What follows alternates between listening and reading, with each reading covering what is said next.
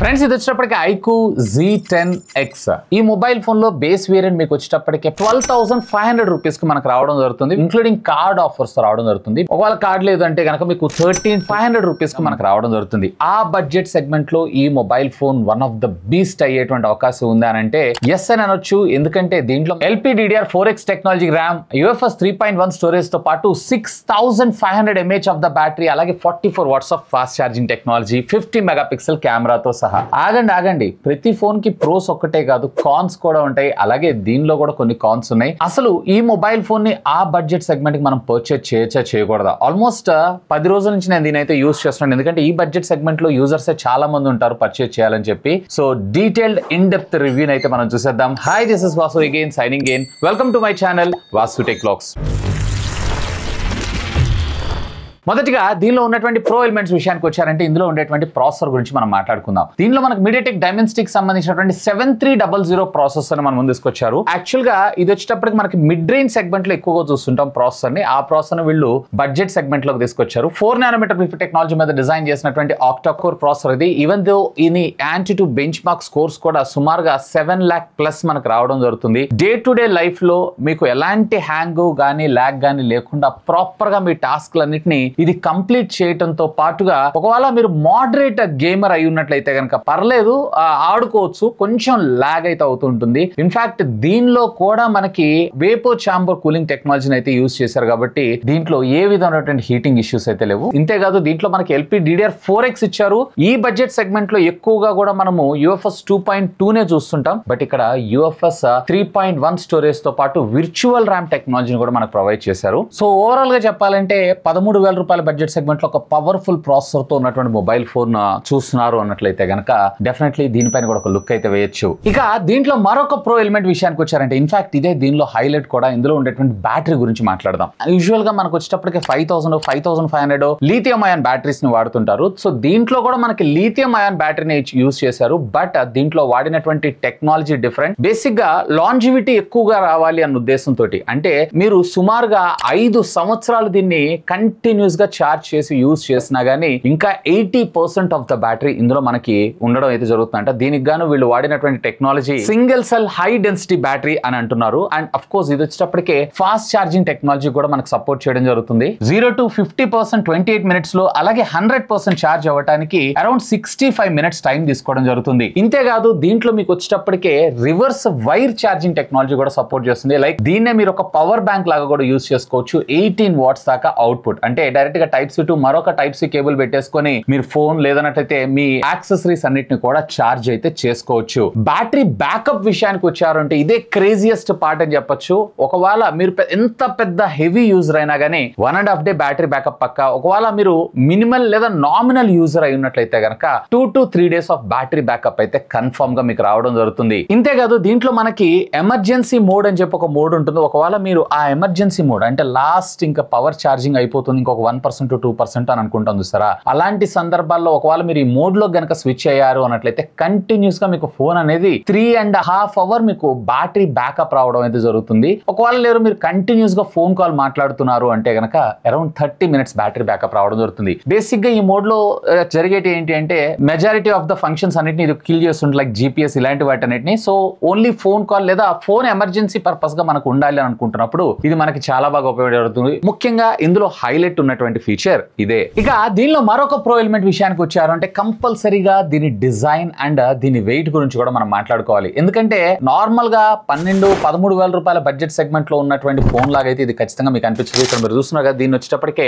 Ultra marine blue అనేటువంటి పేరుతో పిలుస్తున్నారు. అండ్ దీంట్లో మరొక కలర్ కూడా ఉంటుంది, టైటానియం కన్నా కానీ మీకు అల్ట్రా మెరైన్ బ్లూ అయితే చూడండి. లేదు కొంచెం ప్రీమియం లుక్ లాగా కనిపించాలి అన్నట్లయితే కనుక టైటానియం అయితే సెలెక్ట్ చేసుకోండి. అండ్ ఇంతేకాదు దీంట్లో మనకి IP64 రేటింగ్ తో పాటు మిలిటరీ గ్రేడ్ స్టాండర్డ్స్ కూడా ప్రొవైడ్ చేశారు. సో ఒకవేళ కింద పడ్డా లేదన్నట్లయితే కనుక వర్షపు నీళ్లు ఉంటాయి చూసారా, సో అలాంటి వాటిలో తడిచిన ప్రాబ్లం అయితే లేదు. ఇన్ఫాక్ట్ దీంట్లో మనకు వచ్చేటప్పటికే పాండా గ్లాస్ ప్రొటెక్షన్ ప్రొవైడ్ చేశారు. ఫ్రంట్ కింద పడ్డా ఇది డ్యామేజ్ అయ్యేటువంటి అవకాశాలు కూడా చాలా తక్కువే. ఇక మరొక ప్రో ఎలిమెంట్ విషయానికి వచ్చారు అన్నట్లయితే కనుక యాక్చువల్ గా దీన్ని ప్రో అనకూడదు, దీంట్లో కొన్ని కాన్స్ కూడా ఉన్నాయి. సో ఆ విషయం ఏంటనేది మనం కాన్ లో కూడా డిస్కస్ చేద్దాం. ముఖ్యంగా దీని డిస్ప్లే, దీంట్లో మనకి 6.72 inches కి సంబంధించినటువంటి full HD plus IPS display, అది కూడా 120Hz Hz screen refresh rate అయితే మనం ముందు తీసుకొచ్చారు. సో దీంట్లో నేను ఇందాక కాన్ అన్నాను చూసారా, instead of IPS display AMOLED తెచ్చుంటే ఇంకా బాగుండేది. అండ్ దీంట్లో బ్రైట్నెస్ నిట్స్ కూడా మాక్సిమం 1050 నిట్స్ దాకా మనకు మాత్రమే వెళ్ళడం జరుగుతుంది. అక్కడ అరౌండ్ 1300-1400 దాకా తీసుకెళ్తే ఇంకా బాగుండేదని నా అభిప్రాయం. ఒకవేళ కంటెంట్ ఎక్కువగా మీరు వాచ్ చేస్తుంటారు అన్నట్లయితే గనక సో అక్కడ మీరు కొంచెం ఇబ్బంది పడేటువంటి అవకాశం అయితే ఉంది. Rest of the features like Amazon prime లో కావచ్చు, నెట్ఫ్లిక్స్ కావచ్చు, ఇట్లాంటి వాటన్నిటిలో మీరు ఫుల్ HD లో కంటెంట్ అయితే ఆస్వాదించవచ్చు. ఇన్ఫాక్ట్ దీంట్లో మనకు వచ్చేటప్పటికే డ్యూయల్ స్పీకర్స్ ఉంటాయి, బట్ మోనో స్పీకర్ అంటే కింద ఉన్నదే కొంచెం పార్ట్ డిస్ట్రిబ్యూషన్ మనకి లౌడ్ స్పీకర్ అంటే ఇయర్ పీస్ ద్వారా వచ్చేటువంటి ఆడియో వస్తుంది కానీ మోనో స్పీకర్. ఇక్కడ మనకి స్టీరియో స్పీకర్స్ తీసుకొచ్చుంటే ఇంకా బాగుండేదని నా అభిప్రాయం.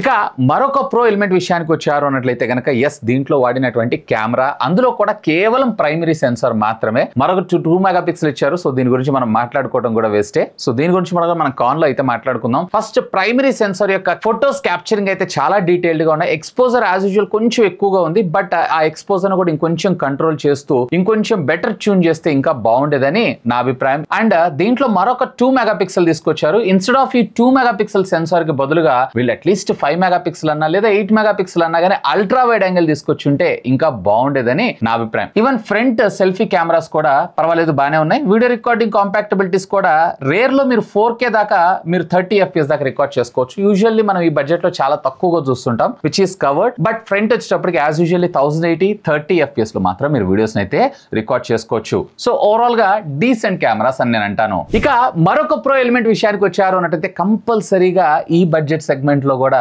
బ్రాండ్స్ మనకి ఏఐని అయితే తీసుకొస్తూ ఉంటాయి. యూజువల్ గా మనం 20-25 వేల రూపాయల బడ్జెట్ సెగ్మెంట్ లో చూస్తుంటాం, బట్ 13,000 రూపాయల బడ్జెట్ సెగ్మెంట్ లో తీసుకొచ్చారు సరా, ఇది క్రేజీ పార్ట్ అనిపించింది. First of all for example ఏదైనా ఒక పిక్చర్ తీశారు, పిక్చర్ లో మీకు బ్యాక్ సైడ్ కొన్ని డిస్ట్రాక్షన్స్ కనిపిస్తున్నాయి అన్నట్లయితే కనుక వాటిని మీరైతే ఏ ఎరేజర్ సహాయంతో ఎరేజ్ చేయొచ్చు. అండ్ దీంతో పాటు మనకి circle to search power button hold పట్టుకొని మీరు ఆటోమేటిక్ గా రౌండ్ ఆఫ్ చేశారు అంటే దానికి సంబంధించినటువంటి లింక్స్ ఏవైతే మనకు ఆన్లైన్ లో చూపించడం జరుగుతుంటుంది, లేదా ఇన్ఫర్మేషన్ అనేది మనకు ఆన్లైన్ లో చూపించడం జరుగుతుంది, విచ్ ఇస్ గుడ్. అండ్ దీంతో పాటు ఇన్స్టెంట్ డాక్యుమెంట్ కన్వర్టర్ తో పాటు ఏ స్క్రీన్ ట్రాన్స్లేషన్ కూడా మనకు ప్రొవైడ్ చేశారు. యూజువల్ గా ఈ బడ్జెట్ సెగ్మెంట్ లో మనం ఏ ఫీచర్స్ అయితే చాలా తక్కువగా చూస్తుంటాం, but that is also covered. ఇక కాన్స్ విషయానికి వద్దాం. సో ఆల్రెడీ నేను మీకు ఇందాక చెప్పాను డిస్ప్లే విషయంలో, ఇందులో మనకి AMOLED డిస్ప్లే ఇచ్చి 90 Hz స్క్రీన్ రిఫ్రెష్ రేట్ ఇచ్చినా బాగుండేది. సో ఇక్కడ మనకి IPS డిస్ప్లే ఇచ్చారు. ఇండోర్ కండిషన్స్ లో బ్రైట్నెస్ అయితే బాగానే ఉంది, కానీ అవుట్డోర్ కి వెళ్ళినప్పుడు కొంచెం విజిబిలిటీలో మీరు కాంప్రమైజ్ అయితే అవ్వాల్సి ఉంటుంది. ఇన్ఫాక్ట్ దీంట్లో మనకి డ్యూయల్ స్టీరియో స్పీకర్స్ అయితే ఇవ్వలేదు, డ్యూయల్ మోనో స్పీకర్ అయితే ఇచ్చారు. సో అక్కడ స్టీరియో స్పీకర్ కూడా యాడ్ చేస్తుంటే ఇంకా బాగుండేదని నా అభిప్రాయం. అండ్ ఇంతేకాదు కెమెరా డిపార్ట్మెంట్ లో కూడా నేను ఇందాక మీకు చెప్పినట్లు